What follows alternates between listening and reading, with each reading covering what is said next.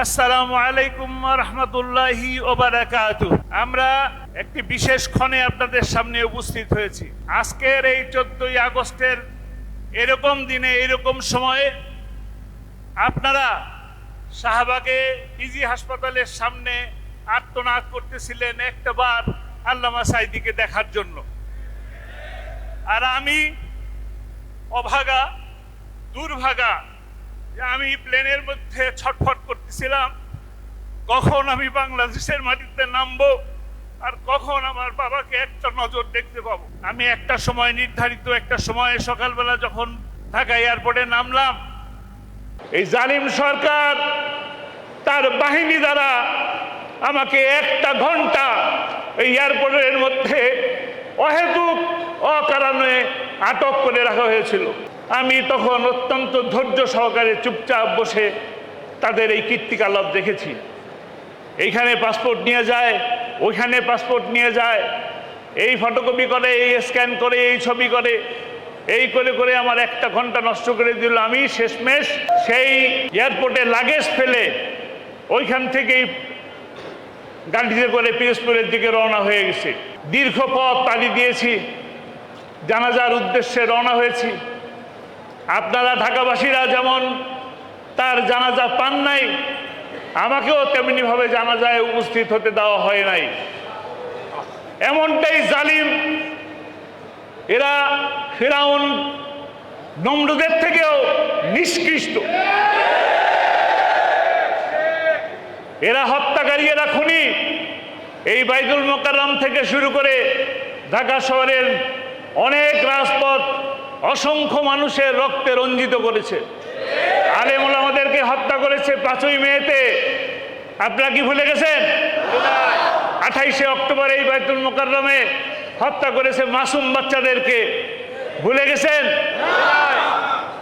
আর এই বৈষম্য বিরোধী ছাত্র আন্দোলনে অসংখ্য অসংখ্য ছেলেকে হত্যা করেছে।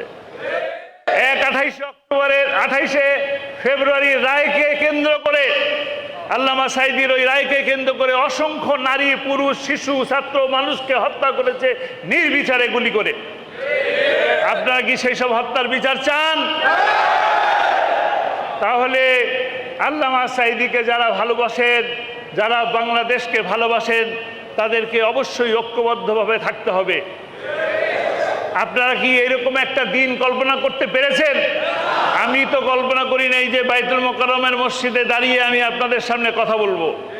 এই সুযোগ আসবে, এই সুযোগ এরকমভাবে কথা বলতে পারবো এরকম ধারণা করি নাই। কিন্তু আল্লাহ রহমানুর রহিম আমাদেরকে দয়া করে এই পরিবেশ সৃষ্টি করে দিয়েছেন। আমাদেরকে এই পরিবেশকে ধরে রাখতে হবে। এই পরিবেশ যেন সুন্দর থাকে, দেশ যেন শান্তির সৃষ্টি হয়, সেটা কি আপনারা চান?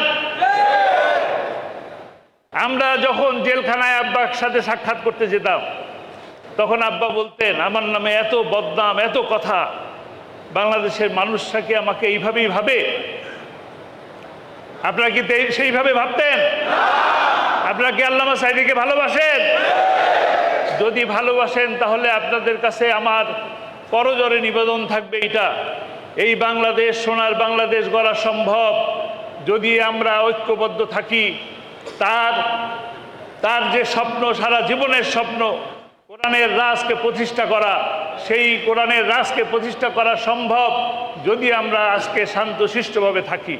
আজকে যদি আমরা তাদের মতন আচরণ করি যারা আজকে বাংলাদেশ থেকে বিতাড়িত হয়েছে আপনাদের কারণে, ছাত্র জনতার কারণে, তাদের মতন আচরণ যদি আমরা করি, তাহলে কি আমাদের জন্য একই পরিণতি অপেক্ষা করতেছে কিনা?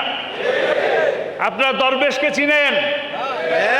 সেই দরবেশ আজকে দাড়ি মোষ কেটে কিভাবে মানুষ পুলিশের কাছে ধরা পড়েছে চিন্তা করেছেন? অবৈধভাবে টাকা কামাই করে কোনো লাভ আছে? সম্মান থাকে? ইজ্জত থাকে?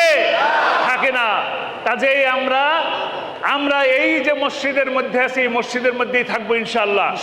এই মসজিদ থেকে ইনশাআল্লাহ দ্বীন কায়েম হবে, এই মসজিদ থেকে ইসলাম কায়েম হবে, এই মসজিদ থেকে ইনশাআল্লাহ সারা বাংলাদেশ শাসিত হবে ইনশাআল্লাহ।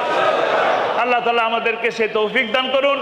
যারা এ পর্যন্ত বাংলাদেশের জন্য, এই দেশের মাটির জন্য, শান্তির জন্য, শৃঙ্খলার জন্য জীবন দিয়েছেন, তাদের সকলকে আল্লাহ তাআলা জান্নাত দান করুন, শাহাদাতের মর্যাদা দান করুন। 28শে ফেব্রুয়ারিতে রায়কে কেন্দ্র করে যারা জীবন দান করেছেন এবং বিভিন্নভাবে যাদেরকে ষড়যন্ত্রমূলকভাবে ফাঁসি দান করেছেন, তাদেরকেও আল্লাহ তাআলা যেন শাহাদাতের মর্যাদা দান করেন। আমাদের নেতৃবৃন্দ যারা বন্দী আছেন তাদেরকে অবিলম্বে মুক্তির দাবি জানাচ্ছি। দ্রুত তাদেরকে মুক্তি দিয়ে মুক্ত আকাশের নিচে তার পরিবারের কাছে ফিরিয়ে দিন। গুম হওয়া যে ভাইরা আছেন আয়নাঘরের নামে, তাদেরকে ওই আয়নাঘর থেকে মুক্তি দান করুন। আর বাংলাদেশে আমরা শান্তি প্রতিষ্ঠার জন্য সকলে ঐক্যবদ্ধভাবে প্রচেষ্টা চালাবো, একসাথে কাজ করব। ইনশাআল্লাহ বাংলাদেশ সোনার বাংলা অবশ্যই গড়বে আপনাদের মাধ্যমে, ছাত্র জনতার মাধ্যমে, আর আমাদের প্রিয় ভাইদের মাধ্যমে। ওয়া মা তৌফিক ইল্লা বিল্লাহ। আসসালামু আলাইকুম ওয়া রাহমাতুল্লাহ।